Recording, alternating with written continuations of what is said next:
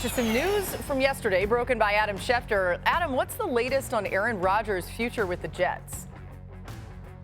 Laura, it looks like he's unlikely to return to New York at this point in time. There's a new general manager, a new head coach, and typically when there's a new general manager, a new head coach, they like to bring in their people and start over with the culture that they're trying to build. It looks like Aaron Rodgers is not going to be a part of that. The team is not commenting right now. We'll see where it goes in the future, but there's every expectation that right now Aaron Rodgers will be moving on and will be playing elsewhere in 2025. We'll see where he winds up for his new home. Yeah, when Aaron Glenn was hired, we asked Dan on this show what the timeline should look like for figuring out Aaron Rodgers' future and their connection there, and he said it would have to be right around the Super Bowl. Turns out that's right. All right, hard to bet against Aaron Rodgers' career numbers, no matter who he's playing for. His 4 league MVPs are second only to Peyton Manning in NFL history. He's also top 5 in pass touchdowns and top 10 among quarterbacks in virtually everything else, as you see there.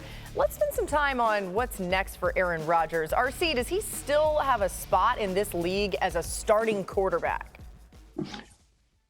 Yeah, I believe he does. I don't think that there are 32 great or good starting quarterbacks in this league, but it's also about culture. You're going to look at that Jacksonville game down the stretch, the Miami Dolphins game down the stretch, and you're going to say, if protected, if he gets it out of his hands quickly, Aaron Rodgers can still throw the football.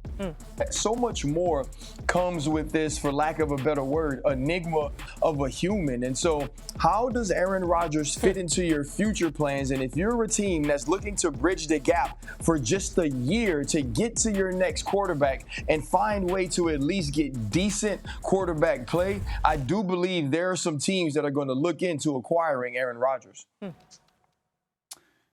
Is Aaron Rodgers willing to learn and run a new and different offense?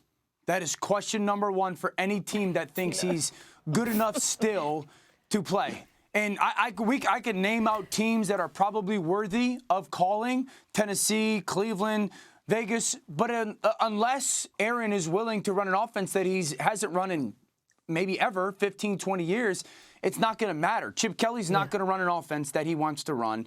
Tennessee, maybe, but that's a stretch. In Cleveland, not happening. So I think that's the biggest question that any team that's interested in him is you got to sit down and have the conversation with him of schematically, because we're not running what you want. Right, you're going to run our scheme, and we'll make it around you for sure, but we're not changing everything for you. Tennessee is the one team, Dan, where I could see some meeting in the middle. Because, Chip Kelly, don't see it happening. Kevin Stefanski, after trying to run an offense that's tailored to his quarterback, he is not going in that direction again.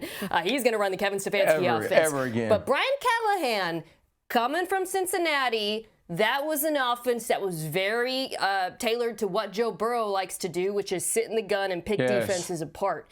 There's some crossover there with Aaron Rodgers. The one concern I have is the offensive line. They would have to continue addressing that because of Rodgers being pressure sensitive at this point in his career. But that I keep going back to the Titans as the team that makes the most sense for him purely from a football perspective.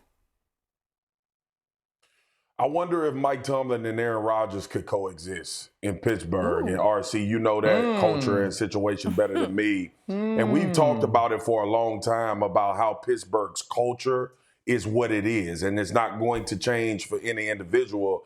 And I think Mike Tomlin has the stature to have conversations with Aaron Rodgers, and not to actually meet him in the middle, but to have a working relationship until you can get this thing figured out, or if you think he can play at a high enough level for 1 or 2 years. You look at the run game in Pittsburgh, it can be pretty good. You look at the outside, obviously some more maturity with your star wide receiver, but could that be something that could be facilitated, and a defense that should get back to playing at a very high level? We've seen the little eye contact, the little back and forth between him and Mike Tomlin, and that just popped in my mind. What is that relationship really like? Have they had any interaction before? I'd be interested to see if Pittsburgh makes a play for A. Rodgers.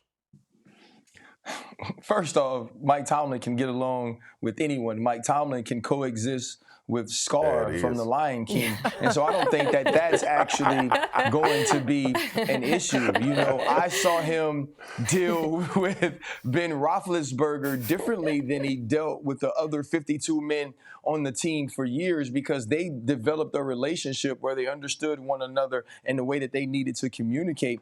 I think that goes to now what Dan is saying about his fit with the offense. It won't be as much about as what Mike Tomlin and Aaron Rodgers can do from a communication standpoint. It'll be, will Arthur Smith and Aaron Rodgers find a way to compromise on what they want the offense to be, Dan? And I also say this. I don't hate it, Marcus. I'm kind of intrigued by it. That being said, does Davante Adams want to go with him? Does he want Davante Adams to go with him? And if that's the another case, piece of then it, yes. Pittsburgh automatically has to get into that T. Higgins conversation and Chris Godwin conversation, because you need 4 receivers if you're going to run this type of stuff that he's comfortable with.